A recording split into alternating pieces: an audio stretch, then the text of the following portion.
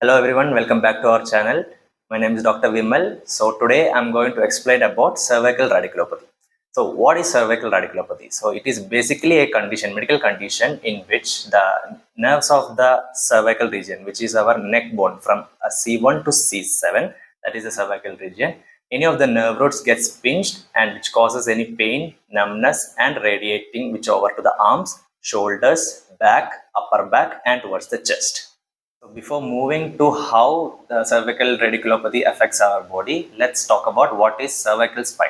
So basically spine, which is our backbone, which is a column of bones which helps protect our spinal cord from any injuries. Cervical spine mainly extends from our nape of the neck and towards the end of the neck, that is C1 to C7. So next, what causes cervical radiculopathy? Mainly, there are two main reasons, which is natural causes, which is the degeneration of the disc, which occurs to mainly people above 50 plus years. Basically, the region behind the cervical region, the bones degenerates and the amount of space will get reduced where the nerve get pinched, causing the pain from radiating over to the neck towards their arms. Next, second reason is because of the common cause, leading cause of neck pain, which is cervical spondylosis. What is that? The degeneration condition which occurs when the space between two vertebrae are reduced, causing the nerve to get pinched, resulting in the same action. So one of the other causes of the cervical radiculopathy is the herniation of the disc, which is the disc bulge. The region between the two vertebrae contains a disc, a jelly-like substances. When it extends out and compresses the nerve, same results cause the cervical radiculopathy. So the reasons behind this disc bulge or herniated disc is mainly due to poor posture, lack of exercises, lot of neck movements where you are in IT field, aging, etc. and lot more. So what all symptoms does this cervical radiculopathy causes? So mainly pain, then comes the tingling sensation, there comes the loss of reflexes, then comes the muscle weakness, then comes the immense pain towards the shoulder, arm, chest, upper back, etc. So how can we diagnose cervical radiculopathy? So how can we rule out if it's just cervical spondylosis only, so normal neck pain, or is it just cervical radiculopathy itself?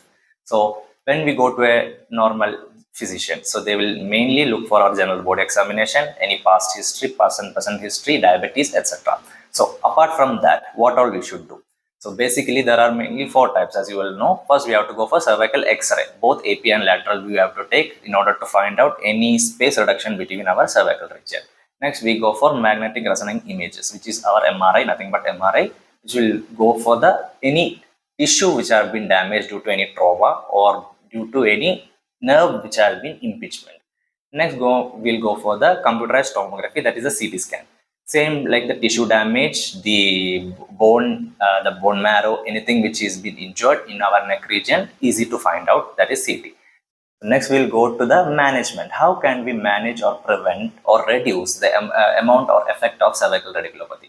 So, more than 85% of cases can be relieved without any surgical management. And those are basically through medicines, through physical therapy, through diets, and if the case is basically conservation management, that is immobilization, and if the case is severely worsened, then only we'll go for surgery. So first we'll go for immobilization. What can we do for immobilization? So basically the neck collar can be done, which prevents any further movements of rotation, side flexions, etc. So we can place that for reducing of the movement. Next, we'll go for medications. That will be NSAIDs, that will non-steroidal anti-inflammatory drugs, and then the oral corticosteroids can be done to reduce the inflammation and to reduce the pain. Next, we go for physical therapy, which is the main important factor for cervical radiculopathy, in which it can be prevented without any surgical and any pain medication management. So, what all physiotherapy equipments can be done to reduce the pain? Basically, we go for the normal IFT ultrasound, which is the normal therapy. Then we can go for TENS to reduce the radiating pain. If this also doesn't work, traction is an option. And then there comes the advanced therapy, which we call as laser, which protrudes, which put the herniated disc back to its proper shape, in thus reducing the pain. Next, we go for the surgical management, in which if that much severe case, that much impingement is there, we go for surgical management. So, how can we prevent in one person getting cervical radiculopathy? So, there are very easy ways to prevent this. Basically, we have to stay physically fit. That means do regular exercises, normal exercises, and stay fit. Next, to maintain a good posture. Always working on a computer, you should not bend down and sit for a long time. Looking at your phone, bend down. Completely avoid that. Third is maintaining a good and balanced diet.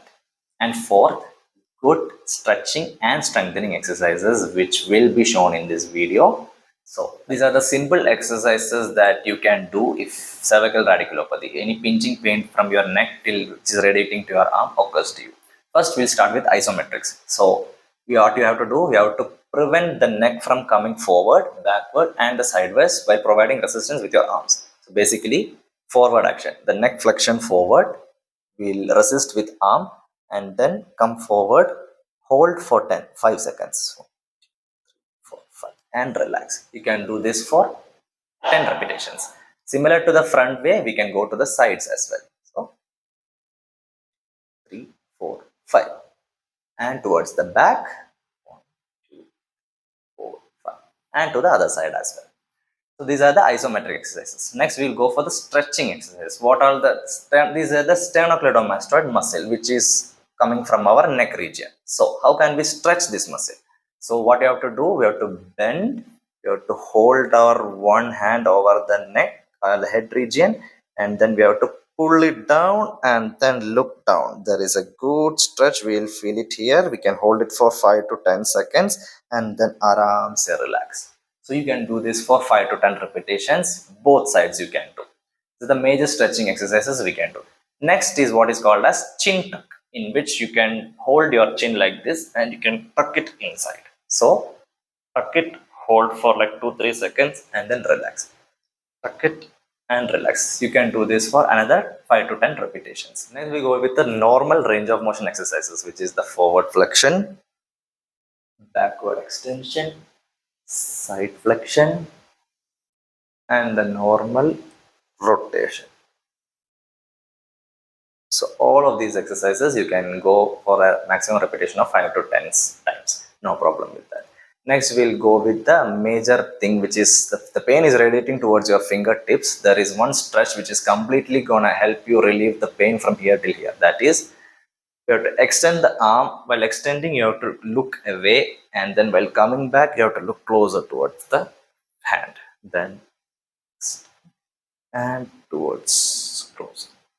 So this also you can go for 5 to 10 repetitions. So I hope you guys like this video. Make sure like and subscribe to our channel and witness your fitness with us.